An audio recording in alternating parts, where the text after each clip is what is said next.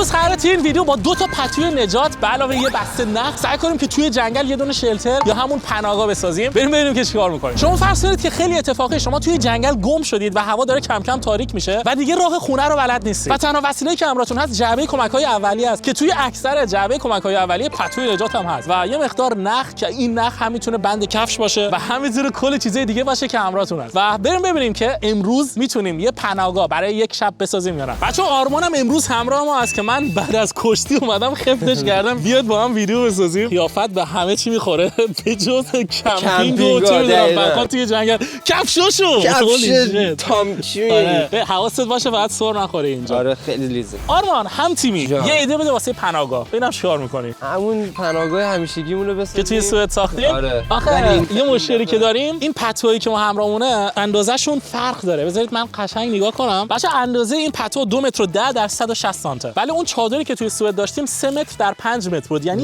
زمین تا آسمون فرق داره. 2 در 5 بود اون نه اون 3 در 5 بود. آره 3 در 5 بود. یعنی این تقریبا 1/3 اندازه اونه. واسه همین من 2 تا همراهمون آوردم. بس خیلی سخت‌تر میتونیم بسازیم با اینا. 100%. ولی میسازیم. الان من یه ایده زد بزنم. بچه‌ها ایده اولی که زد بزنم ما یه دونه تنه درخت اینجا داریم که از این تنه درخت میتونیم استفاده کنیم. ایده من اینه که مثلا آقا ما یه چوب اینجوری اینجا بذاریم بعد راست و چپ این چوبم بپوشونیم به این صورت که شیب داشته باشه و بعد سمت راست و سمت چپ این 2 تا پتوها رو ما بیایم اینجا و چه میدونم نصب کنیم. ولی یه مشکلی داره این ایده. مشکل ما اینه که این پتوها بچه‌ها خیلی نازکن و به محض اینکه یه باد خیلی شدید بزنه یا یه بارون خیلی شدید بیاد امکان اینکه این پتوها پاره بشن خیلی زیاده. دلیلش هم اینه که باد تکونش میده میخوره به چوب و این چوب اکثر جاهاش تیزه و پتو رو قشنگ جر میده. این بدی اولشه. و بدی دوم وقتی که توی جنگل میخواید پناهگاه بسازید بهتره که از پناهگاه‌های طبیعی استفاده کنید. پناهگاه طبیعی معنیش یعنی چی؟ یعنی که بر فرض مثال دیشب اینجا بارون شدید اومده بوده و قشنگ معلومه که تمام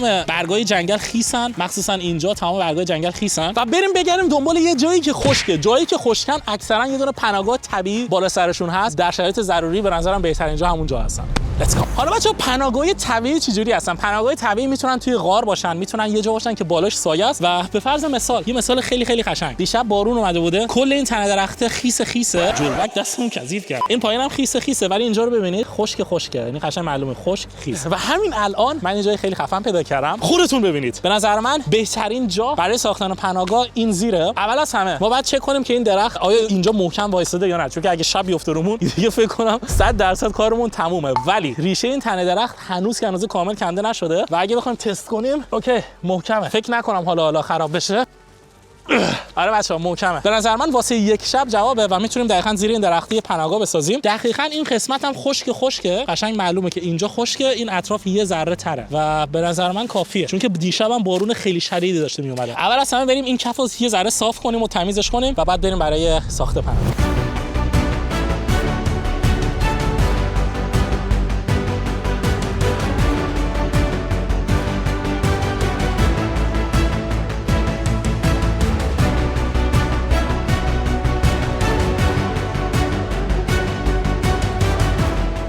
برای عایق کردن زمین از خاک استفاده کنیم یا از برگ؟ نظرت چیه؟ صاف کردنش. عایق که مثلا از کف زمین چیز نزنه بیرون، رطوبت که میزنه، خود برگم رطوبت داره. آره اوکی پس میخوای برگا رو برداریم به جاش از اینا بذاریم. اینا فکر کنم خیلی خوب باشه.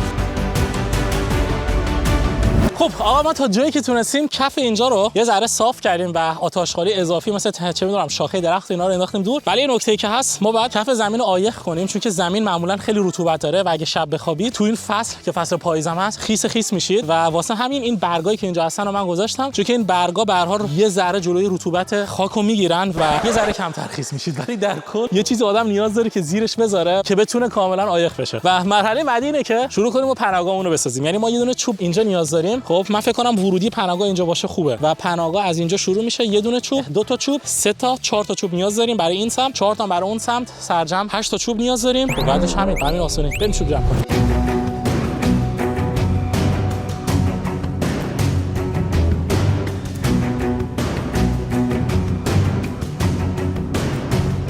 بچه‌ها چوبای این جنگل اکثرا پوسیدن و خیلی راحت میشکنن و این چوبا رو من از یه تنه درخت کندم که از قبل روی زمین افتاده بود. یعنی درخت زنده نبود. واسه همین هم است که خیلی پوسیدن. و نکته بد دیگه هم که اینجا وجود داره چوباشون صاف نیستن. توی سوئد معمولا خیلی چوباشون صاف بودن ولی اینجا متاسفانه چوباشون صاف نیست. ولی خب همینام کار آدمو واسه یه شب راه میندازه.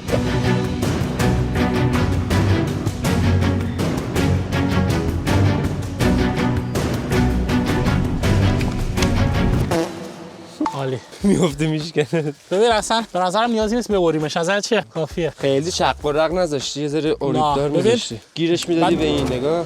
این شکست. آقا خودتون ببینید چند این چوب پوسیدن. افتاد شکست. آقا ما این چوب خیلی بلندم پیدا کردیم. بعد الان داشتم با آرمان میگفتم بیا اینو ببریم، ولی الان که دارم فکر میکنم اصلا نیازی نیست ببریم، نه؟ چون که همونجوری که گفتم این پناهگاه برای یک شبه. یعنی برای این نیست که آدم تا آخر عمرش زندگی کنه. سفته. اینجا دونه شاخه است که از این چوب محافظت میکنه. با تنام که اینو ببندیم سفت میشه. پوسیده نیست خدا رو شکر. یعنی خیلی وقته که رو زمین بوده ولی هنوز پوسیده نشده. و به نظر من اوکی. حالا این بالا یه ذره زده بیرون اوکیه، ولی بقیه چوبا خیلی پوسیدن. وای یه ذره باش بازی کردم ببین چی شد.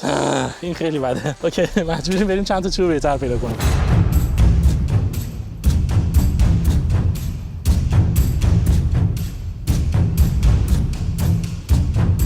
آقا این چوبم خیلی خوبه ولی خیلی بلنده. اگه من اینجوری ارزشو زیاد کنم نیاز به یه چی میگن روکش خیلی بلند داره. واسه همین اینو بعد کوتاهش کنیم. آره اینو بعد کوتاهش کنیم و بذاریمش برای اون سمت. و تمام. خب حالا بریم برای کوتاه کردنه. فکر نکنم کاری داشته باشه. این چوبش معلومه که تره. یعنی خیلی وقت نیست که افتاده پایین. اوکی. یس دشمنان ببینن. اینم از این ور پناهگاه. آقا تمام شد رفت. الان یه کاری دیگه هم که میتونیم بکنیم اینه که اون ور رو که میدونید این ور سفته، یعنی به سمت این ور نمیره چون اونجا یه دونه شاخه است. این دو تا رو اگه به هم ببندم تمام میشه میره. این پایینم نگاه کن چفته یعنی تکون نمیخوره دیگه و در مقابل باد بعد استقامت داشته باشه. فقط این دو تان که پوسیدن خیلی ریسکن.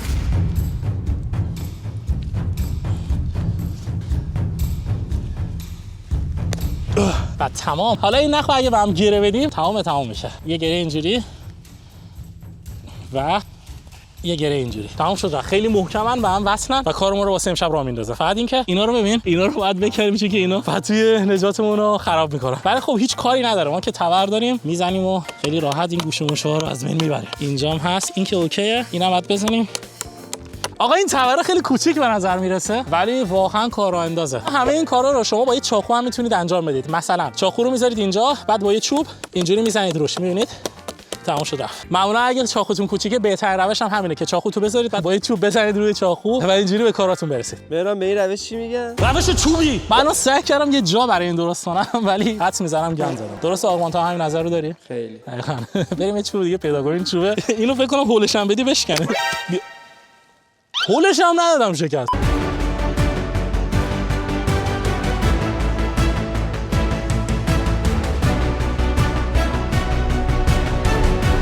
آقا ما اینجوری چوب بهتر پیدا کردیم که استقامتش هم یه ذره بیشتره و برای امشب کافیه. اینم که نیازی نیست، این برای بعدمه. به نظر من اوکی. میتونیم چوبا رو به هم ببندیم و بعد بریم روکشمون رو بکشیم روش.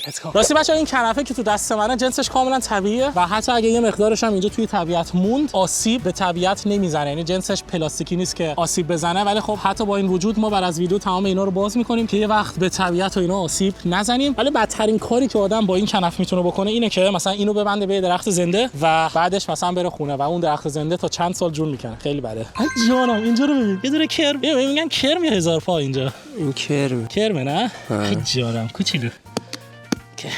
آقا بستن این خیلی راحته، واقعا خیلی حال میده. اینجوری قشنگ می‌کنی دورشو تمام میشه میره. یه دور، دو دور و این دور رو من از داخل رد میکنم. یا دور نزن سر دیج. کم از خنده درک. اوکی یه دور اینجوری و تمام. آقا به نظر من کافیه، ولی خب از اونجایی که کار از محکم کاری عیب نمیکنه ما یه دور خفن دیگه هم میزنیم. اوکی تمام شد رفت. خب تقریبا نیم ساعت گذشت و ما توی نیم ساعت تونستیم که پایه‌ی خونه رو اوکی کنیم. الان این دو تا خیلی با هم محکمن، یعنی تکون نمیخورن. اینجا هم همچنین و اینجا از همه محکم‌تره چون که مهمترین جای پناهگاه ما هم این جلو هستش و این جلو تقریبا ورودی پناهگاه ما میشه. این دو تا چوبا رو بعد اینجوری بچینیم، مثلا اینجوری درسته. این چوب نیازی نیست، اون چوب هم که اینجوریه و اینجا حتی ما جا داریم برای 2 نفر که راحت بتونن شب اینجا بخوابن. یه ذره تنگه ولی خب اینم در نظر بگیره که پناهگاه ضروری توی جنگله. حالا بریم روکشو بزنیم روش. یعنی روکش چیه؟ فتوی نجاتمون. اگه من یه اشتباه بکنم و این پتو پاره بشه دیگه تمام دیگه، یعنی کل این کارایی که انجام دادیم همش به هدر میره و مجبوریم شب کرمه رفته. آرمان کرمه کجا رفت؟ ای جانم اینجاست. نه ببین تو این لحظه که من داشتم اونو میساختم این از اینجا اومده اینجا. چند تا سرعتت پایینه. برو خونه‌تون. خونه‌شون. آره ما اومدیم تو خونه‌شون. آقا اگه این پتو پاره بشن خیلی بد میشه و واقعا جنس اینا خیلی نازکه است. خیلی باید حواسم باشه. خب آرمان این ورشو بگیر. عالی. آقا از بس جنس این نازکه که من ببین اینجا رو نگاه کن اون ورا می‌بینی. ببینی خیلی الکی جدی. میخوای اینور آلومینیومش بندازیم تو؟ آره میتونیم، فرقی نداره. آره طلای قشنگ‌تره. یارو فکر میکنه ما الان پول داریم. از جنس طلاز خونمون. خیلی حواست باشه پاره نشه. اول از همه بیا سمت این چوب اولیه. خب یه جورایی مثلا یه کاری کن که اونجا چفت بشه. میشه؟ جا داری؟ آفرین. فعلا بذار زیرش بعد میبندیمش. خب این پایینم که جا داری. عالی عالی. الان نیاز به نخ داریم. من به کرمه نزنم. حالا سوال من اینه که ما اینو چجوری ببندیمش. آقا تنها ایده که الان به ذهن من رسید اینه که ما این پتو نجاتی که داریم و اینجا یه ذره سفتش کنیم که از این زیر در نره. و این قسمت اگه برگردونیم دیگه فکر نکنم حالا در بره، ولی خب یه گرم از این رو میزنیم اینجوری. الان هر دو طرفش ما گره زنیم، یعنی واقعا این پتو فکر نکنم در بره. این قسمتش الان سفته. این پایینش هم دقیقاً میتونیم به همین روش سفت کنیم. و ایده دوم من این بود که ما اینجا یه دونه چوب داریم و سمت راست یه دونه چوب داریم و واسه اینجا یه دونه چوب اضافه هم آوردیم که این بود. و این چوب اضافه ما اینجا دقیقاً میذاریم روی این چوب. اگه جا بشه که میشه اینجوری. حال کردی رو. بعد اگه این چوب ما به این چوب زیری ببندیم با طناب خیلی سفت میشه و اگه بادی چیزی اومد اصلا تکون نمیخوره و چه میدونم این پتو رو باد نمیبره. به نظر من روش عالیه.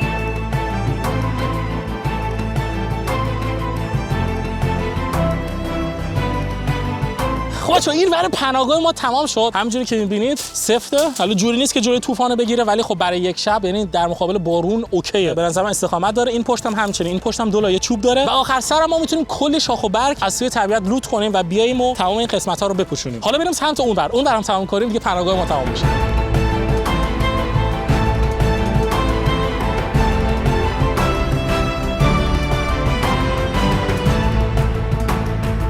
بچه‌ها پناهگاه ما هم تمام شد و اینا در نظر بگیرید که اگه شب توی جنگل می‌خواید بخوابید و یه همچین پناهگاهی ساختید، شما پناهگاه یا خونه‌تون رو باید با اینا به اشتراک بذارید دیگه. اینا مهمونای خونه‌تونن، نمیتونید از خونه بیرونش کنید. و بله اینا از پناهگاه ما. به به. آقا من که خودم خیلی راضیم. بچه‌ها این گوشه پایین سفته، این گوشه بالام سفته، با نخ بستیم. این وسط رو یه چوب آوردیم روش که میتونه خیلی راحت پناهگاه ما رو در مقابل باد نجات بده و حتی ما دو تا چوب بزرگ هم میتونیم اینور اونور هم بذاریم. یعنی جاشو داریم. اینجام سفته میبینید، این بالام سفته و خیلی حواسمون بود که این پتو نجات رو پاره نکنیم. و بریم از داخل ببینیم. آرمان.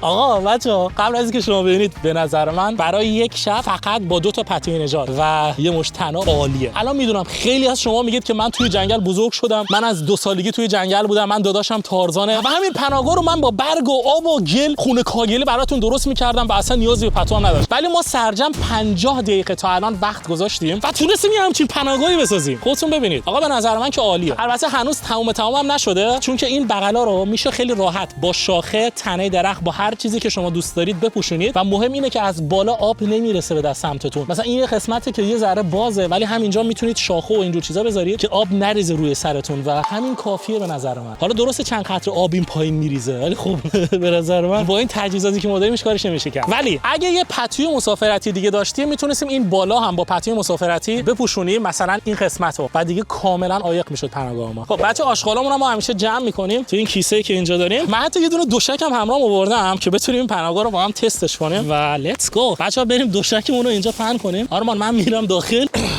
تمام شد رفت. به نظر چطوره؟ خوبه. حتی میتونی ذره بیای جلوتر. ببریم بالا، ولی من الان که دارم میبینم یه ذره بازه. خب قشنگ معلومه. شاید اگه آخش دوربین رو به من بدی بتونم ازش فیلم بگیرم. خب آقا خودتون ببینید، من واقعا انصافی دارم ویدیو میگیرم، کلام سرتون نمیخوام بذارم. ولی این بالا یه ذره بازه، مخصوصا سمت چپ. اینجا رو خیلی بهتر میتونستیم عمل کنیم و اگه شب اینجوری بخوایم و بارون بزنه، مثلا امکانش هست یه چند قطره آب از این ور بهمون بخوره، ولی ما میتونیم سمت راست یه چوب دیگه بذاریم، سمت راست کاملا عایق بشه و میتونیم حتی دوشکمون رو یا کنید ما اینجا خیلی جا داریم، میتونیم دوشکمون رو بذاریم سمت راست و سعی کنیم راست بخوابیم. به نظرت خوبه؟ مهران من داشتم به این فکر میکردم تو مسیری که از ترکیه تا اروپا اومدم، چون ما مثلا حدودا 800 900 استراحت میکردیم، همچین پناهگاهی میساختیم، کیسه خوابارمون رو پهن میکردیم، خیلی خفن میشه. ولی ما اکثرا تو جنگل فقط با کیسه خواب میخوابیدیم. و آقا به نظر من که خیلی خوبه، خصوصا این پایین خیلی هم جا داریم. به نظر من اوکی. به نظر من آدم حتی چند شب هم میتونه اینجا راحت بخوابه. خب آرمان الان نوبت توئه، برو این داخل بخواب ببینم که کیفیتش چجوریه. و یه ایده دیگه هم زد به ذهنم، هر وقت خوابیدی بهت نشون میدم. آقا یه ایده خیلی خفن زد به ذهنم، یعنی یه ترفند خیلی راحت. چطوره؟ راحتی؟ خب حالا یه کاری کن. ببین بالا سرتو میبینی این قسمت خیلی خالیه، یعنی خیلی جا هست. آقا خیلی راحته. یعنی من اینجا که خواب بودم داشتم به این موضوع فکر میکردم. این چوبه خیلی کلفته و ما این ورقو از بیرون رد کردیم. واسه همین اینجا خیلی فاصله داره. حالا اگه این چوبو من بگیرم و بچرخونم، یعنی به این سبک، بعد این قسمتی که اینجا هست میره داخل و فاصله خیلی کمتر میشه. میبینید؟ اینجوری میشه تقریبا. ولی بعدش اینه که ما این بالا اینو بستیم و اینم یه ذره کارو اذیت میکنه، ولی خب میتونیم کل گیرمون رو اینجوری بچرخونیم و اینجوریش کنیم. آرمان ببین الان چطوره؟ بسته‌تر شد. نگاه کنید چقدر بسته شد. بچه‌ها نگاه کنید خیلی بسته تر شد و اینجام همچنین. اینجا بهتون گفتم اینجام چند تا چوب بذاریم بسته میشه و به نظر من عالی میشه. اینم از ویدیو امروز. حتما نظرتون رو برام راجع به این پناهگاه بنویسید. برام بنویسید که دیگه چه چیزایی رو براتون تست کنم و اینکه از این سبک ویدیو خوشتون میاد یا نه. عشق منیش بگید و تا ویدیو دیگه بای بای. و ما الان باید این پتوی نجات و تناور رو باز کنیم که هیچ آشغالی توی جنگل نذاریم.